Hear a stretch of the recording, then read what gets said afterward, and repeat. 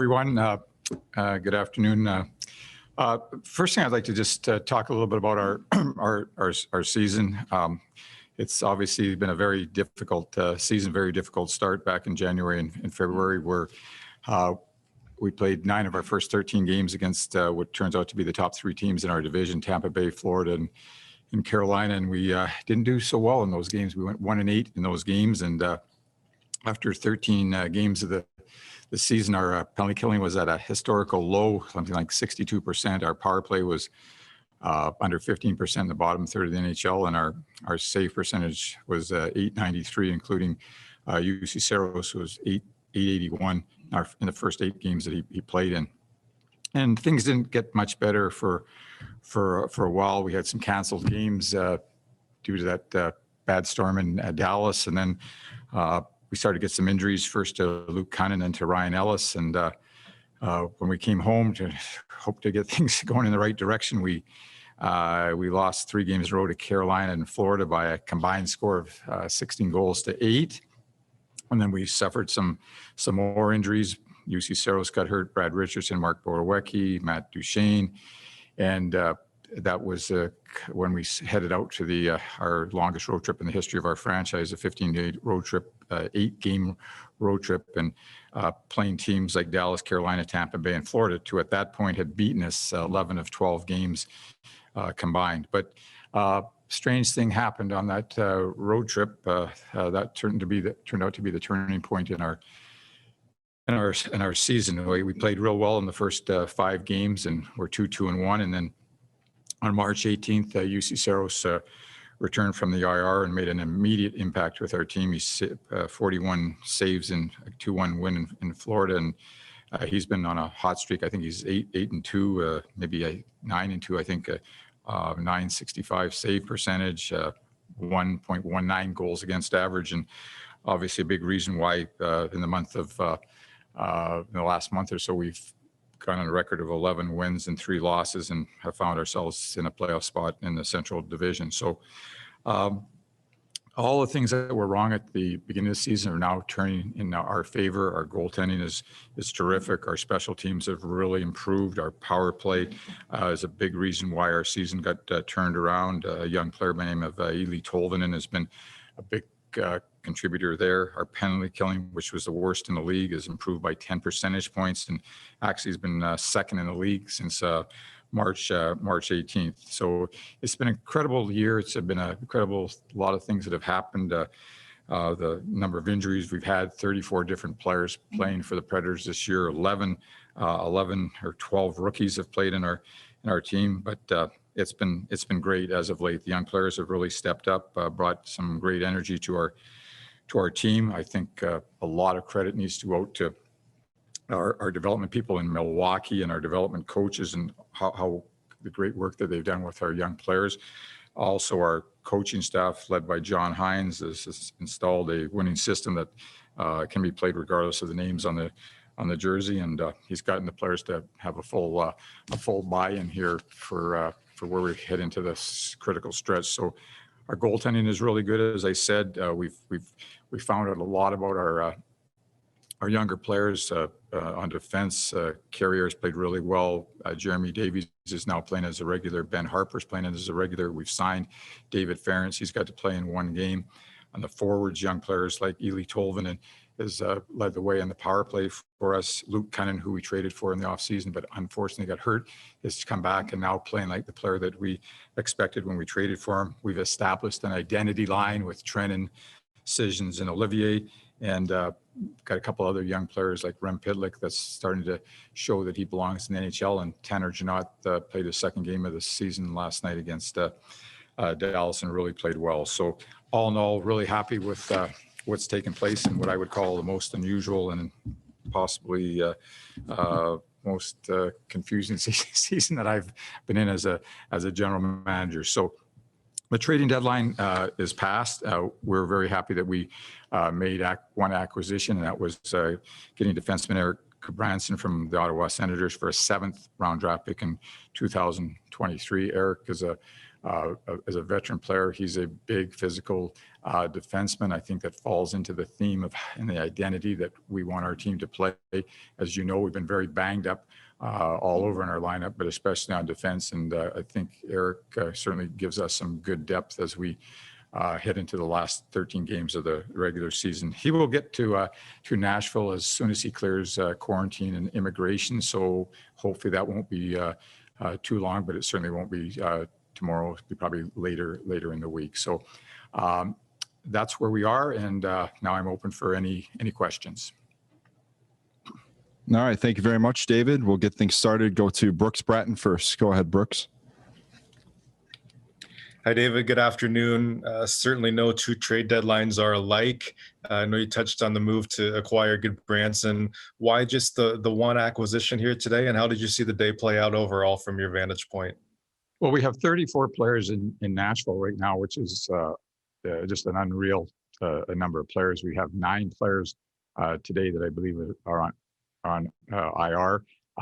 We're getting closer with a couple of players, but we needed some more depth on defense, and that was an obvious thing to do in terms to strengthen our defense. I'm just got my fingers crossed that we can stay without getting too many more injuries and getting some players back, maybe as soon as next week, and start building from there. So with the way the team is playing, with all of the young players playing more prominent roles, I really like where we're going, where we're headed, and I didn't think there was any need to make any more changes. Adam Vingan. Good afternoon, David. How drastically did your approach to the trade deadline shift from a month ago when the team was 10 points out of a playoff spot to today when you are in control of your own destiny for that 4th spot in the Central Division? Well, I think the trade deadline was certainly different for us than maybe most teams because our record was so poor, and it appeared that we were out of it. There was probably more talk by me and other teams engaging in talk with us earlier than normal. I would say a normal trading deadline is in the last week for almost every club. So I guess you could say I had the luxury of talking to a lot more teams and just finding out different values of our team. I think it's always good to talk about your players, other players, just to see what their value is, and again, it certainly changed game by game. I just felt all along that we were a better team than we had displayed at the beginning of the season. There were so many factors that went into why we didn't play well. Some that we wish we could have changed, but didn't. The good news is that a lot of these things are coming together. I know we have a long way to go in terms of, to just making the playoffs, but I feel we've kind of been in the playoffs for the last several games. And I think these last 13 games is the playoffs right now for our team. And again, for a lot of these young players that we've brought in that are making such a good contribution to our hockey club. So, it's good. I'm glad we were a buyer today versus a seller. I think that's always a good sign for your franchise in terms of your belief. I think that clearly shows that you believe in the players. I think it's a reward for the players, the coaches, the fans, that you didn't trade anybody away and that you actually added to your team. And it's been really good and exciting the last 3 weeks, and let's hope it continues that way. Teresa Walker. Good afternoon, David. How has the salary cap crunch kind of affected movement, and how tough was it easier to be a buyer than a seller today? Yeah, the salary cap is really interesting with its being flat, not only this year, but going forward. There wasn't too many deals made in this last 2 or 3 days that had players that had more than this year's contract left, and that's speaks to the salary cap not going up. You also saw what I would believe is the most salary retention in trades that's ever happened before, and one of those unexpected consequences when you put together the CBA in terms of how how money is being used. So you saw a lot of teams that had cap space use that to acquire draft picks, if you will, and it was just a little bit different. But I think these next couple of years, because of the flat cap, is going to really test everybody in terms of the contracts they give out and what free agents sign for, length of contracts that you give. And I think you just sort of saw the tip of the iceberg with what took place here with the trading at the trading deadline. Joe Rexroad. David, were you still open to the possibility of being a seller as late as today, just based on a possible offer you'd have gotten? And if not, at what point were you not open to that anymore? In my heart, I was I was not open to it because of how I believed in this team and wanted to give them a chance. But as a manager, I was taking calls, and I was listening because I think that's free, and why wouldn't I? But I had pretty well made up my mind a little while ago, based on how things were going, that it would have to be something that would be really different than anything that I had heard of or had been brought up to me that would make me want to change where we are right now. John Glennon. Hey, David. I know, as you obviously pointed out there, things have certainly gone very well for the team in the last several weeks, but I'll ask the devil's advocate question here. The Preds are still 3-13-1 against the three teams above them in the division, and obviously you'd have to beat one or two of them in the playoffs to go on a run.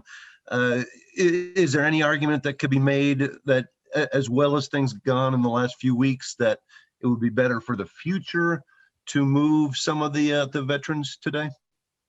John, I think that's a fair question, and I think that's the reality, that we haven't done well against the top three teams, and if we do make the playoffs, those are one of the three teams that we're going to face in the playoffs. So hope springs eternal, and it starts tomorrow night, where we get another chance against Tampa Bay. I was really happy with how we played against them the other night. They're the Stanley Cup champs, but I thought we held our own, but we didn't beat them. I guess my exact answer to that is I think that maybe the playoffs don't start for a month, but I think we're basically in the playoffs right now, because we're in the playoffs to make the playoffs, if you will. We have to win games on a regular basis just to get there. And I think the experience that we get, especially with our younger players, and the chemistry that we have on our club, our coaching staff, it just all makes more sense to me for what to keep the team together versus what I could have gotten, a couple of draft choices or what have you. I'm not trying to play that down, but that's my answer. Is I just think that what we have going right now, what we can learn, what the players, how they develop, and let's get our first goal here is let's just get to the playoffs, and then let's see what happens. Chris Harris. Yeah, hey, David. I was going to ask more or less the same question, but to piggyback off that and take it a step further, what do you believe that the ceiling is for this particular team that you've left intact now? I still think we have a long way to go. As I've often said, the managers try not to think on a game by game or a daily basis. Our job is more of having a vision of the next 3 to 5 years. There's going to be time to talk more about this, but I think at each position there's things that we would want to do to change or improve our team. But having said that, if you go back to last year at when the season ended and it was over, I kind of teased a little bit of a youth movement with our organization, and it didn't really happen. It didn't happen for a variety of reasons, but I would say that again, you talk about trading deadline, you talk about youth movement. We probably made as many changes as any club in the National Hockey League has in the last month or so, and all of it has been integrating the young players into our organization. So I've said those before, like Carrier, Davies, now Ference gets a chance. Harper's been playing regular all season on the forwards. Tolvin and Trennan wasn't playing regular, now he is. Olivier's getting his first crack up here. He's playing regular. Pitlick's starting to get in the lineup, and Janot was the latest guy. Cunnin was a trade in the off season, so I really am happy with where we've gone, say from a year ago with our team to where we are today. Robbie Stanley. Yeah, David, obviously Granlund has been incredibly important to your group this year with the different roles that he's played, and is on an expiring contract, and you guys have decided to hold on to him. Is a contract beyond this season something that you would like to consider with Granlund as you move forward here? Well, it's not the right time or place, and I have not talked to Granny nor his agent, but again, he's been a terrific player for us, and if he's interested, we're interested. He's certainly played really well. There's a lot of things in the off season, starting with expansion that we all have to deal with.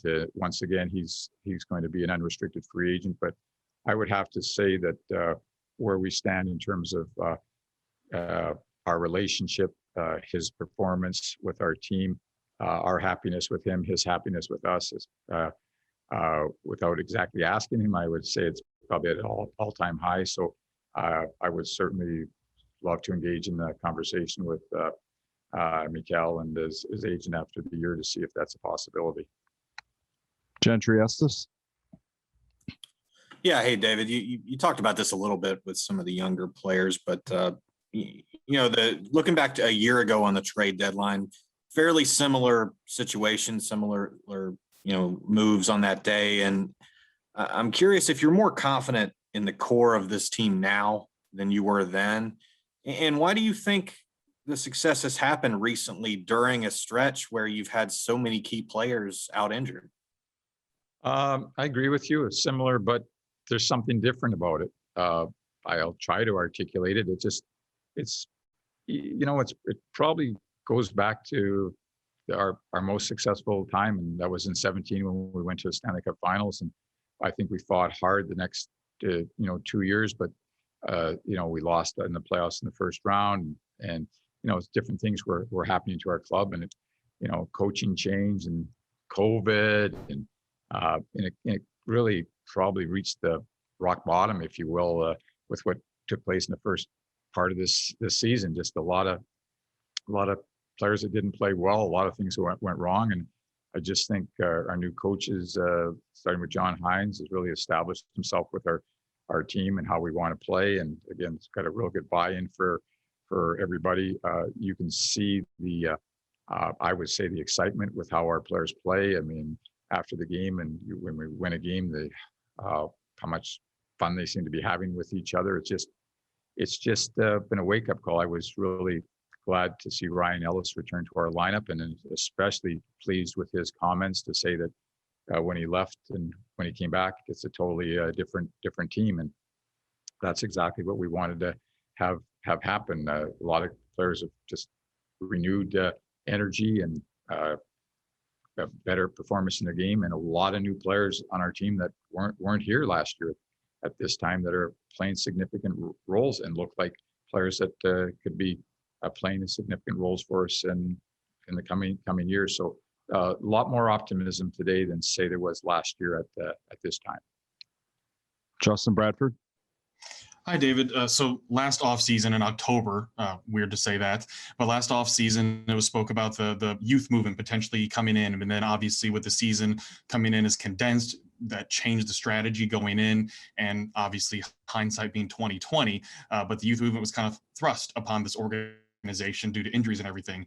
Is there anything about that of kind of reevaluating what it could have been like and going back and putting more youth in at the beginning? And how does that give confidence just into the future and what the offseason could look like, and giving these guys even more playing time in the next year that's more guaranteed? Well, I'm not a big one of going back too much about what we didn't do. I don't say I don't do that, but I think it's really important that we got it right, and I think we've got it right in terms of all of the younger players that we're using, and we did that within our organization. We didn't, there are some trades, some acquisitions, like Cunnin Davies comes from the Subban trade, but it might have been a little bit longer than it should have been. Maybe it was exactly the right time. It matters, but it doesn't matter. The good news is that we've got these kids playing here now. We feel good about where we're headed. They're if you were having this conversation, a couple of months ago, and you'd asked me what 21-22 looks like, I probably would have a little bit different answer for you, and there'd be a lot more holes that I think we would have had to fill at that point. Where now I see a lot of upside with a lot of different players, and I'm really excited about the rest of this year, and obviously I'm excited about the future. Alex Stardy. Hey, David, sort of related to the other questions about the sort of change in mindset over the last month, just in terms of how that kind of went down. Would you say it was more you not making phone calls related to trades, or were there just fewer calls coming in about your players due to your team playing better? Kind of which one was it? Well, I think it's always a combination. I mean, again, we got off to such a poor start, and there was so much written about the Preds and what we're going to do, and and this and that, and whether I was making calls or people were calling me, there was a lot. And then, as I said, we started winning, and was less need for people to call me, and less need for me to want to call other people. Like I said, I'm just trying to do my job, and I've talked to all 31 teams several times. I mean, I would do that if we were in first place or last place, and it's just because you're exchanging information all the time. But the need or the desire to make changes became less and less each game that we played, and the integration of a new or a younger player and their performance and how we played, almost regardless of the result, just changed a lot in terms of what we thought in the organization as to what the possible changes or direction that we should go. Brian Bashan. Good afternoon, David. A very busy offseason is quickly approaching, with both the Seattle expansion draft and the organization having 25 players that are pending free agents. Were today's moves, or lack thereof, made as part of a plan for next season's preparations? And are you worried about not moving some of those assets for return today when they may depart with no compensation as a result?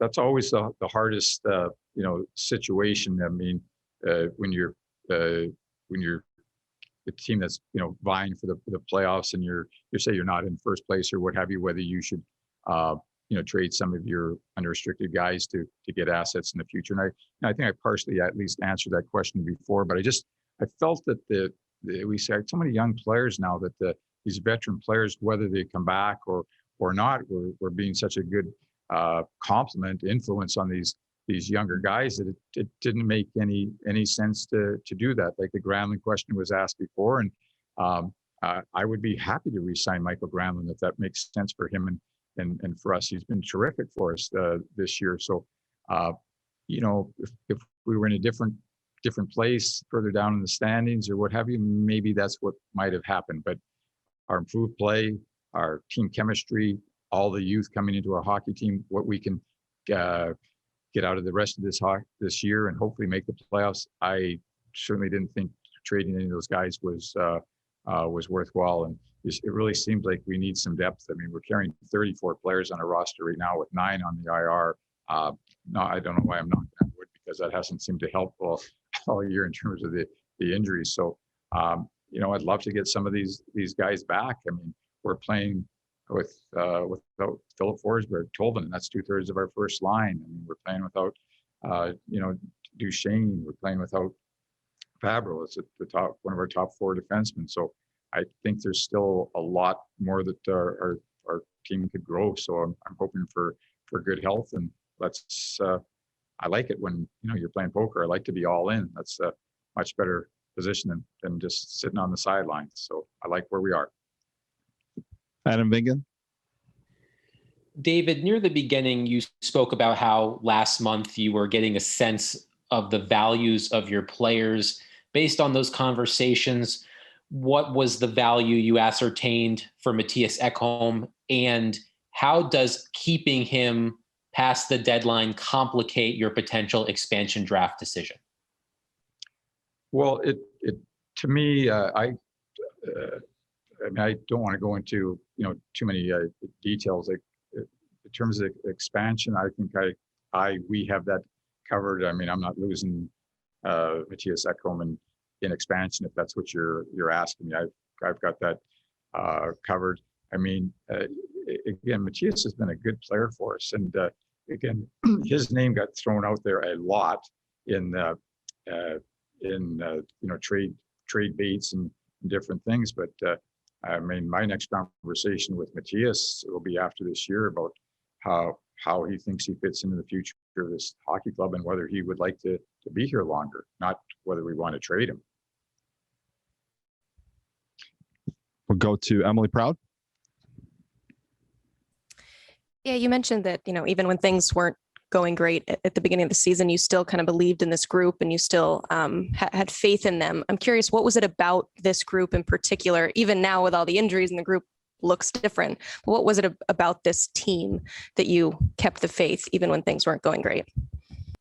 Well, you're always looking for that turning point or something. I'm gonna have to come up later with a really good answer for you on that. I think it was so many things, honestly, just so many different things. This COVID thing has been very difficult on everybody. You guys, our families, etc. We have to get tested every day. We're in a bubble in terms of our life or what we can do. I mean, our life is pretty good. Don't get me wrong. I have no complaints, but I don't believe you've seen me out in a restaurant or at Kroger since the day after Christmas because I haven't been there because that's what we have to do. We're supposed to do to stay in the bubble. So there's COVID. There's I don't know. It's all the changes that we made. It's making a significant change from coming off of the Stanley Cup team of 17 and getting away from that and now building up the next great team here with the Predators. There's some players that just didn't play well. There's maybe some decisions that we didn't make correctly that other players should have made. Our team would have been given a chance earlier. There's some line combinations or defense combinations that maybe should have been tried differently. If you remember, the training camp was not very, very good to start with. It was, I think, 10 days in length, but we had all sorts of COVID at the beginning of it. So our training camp was 6 days long instead of 10. We make a trade for Erik Gudbranson. His wife has a baby in Minnesota. He doesn't even get here for training camp. So we just had so many different things. I don't think it was one thing, but slowly but surely, doing a puzzle, we found the pieces and we started putting them in the right place, and the puzzle started to get completed, and it's nowhere near completed. I don't think. We got a lot of room to grow, and we'll work on that. But I can really see the outline of what the puzzle looks like, and it looks like a team to me right now. That's what the puzzle looks like. It looks like the Nashville Predators are a really good, close-knit team. We'll take two more here for David. Go to Joe Rexrode. Yeah, kind of following up on that, David. So how close do you believe this club is to being a contender for a Stanley Cup, and how much has Saros's play of late affected that view, if at all? I think that's really reaching for it to say that we're a Stanley Cup contender right now. I mean, we need to make the playoffs first.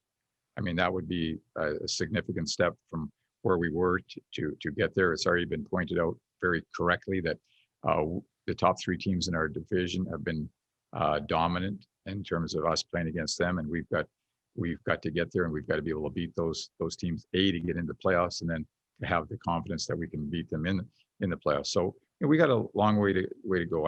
I'm not talking Stanley Cup right now because that's not on the radar right now. The only thing is that we have 13 games to go to play the best that we can do to get in the playoffs. That may happen. I think it's going to happen, but it may not happen. So all I know is that we've made a lot of changes with our club. A lot of things are going in the right direction. A lot of younger players are in there, and how I felt at the beginning of the season, or probably more realistically a month into the season, versus how I feel today is like night and day. Much better, much more confident about the future, much more clarity about where we are with our team. Last one here. We'll go back to Adam. Hi, David. Just wanted to touch on the injured players. Among those players, who are the closest to returning, and specifically, what can you say about the statuses of Matt Duchene and Philip Forsberg? I'm not sure. I kind of went out there last week on an interview and said something that's probably not going to come true because I thought maybe it would get there. So I for the immediate future, which is this week, meaning Tampa tomorrow and then at Carolina Thursday, Saturday, I don't think we're getting any players back. And I think maybe the next update we'll have is on Monday. I wish I could give more encouraging news. I really wish I could give you a couple of names, but I don't think we have any changes in our next 3 games.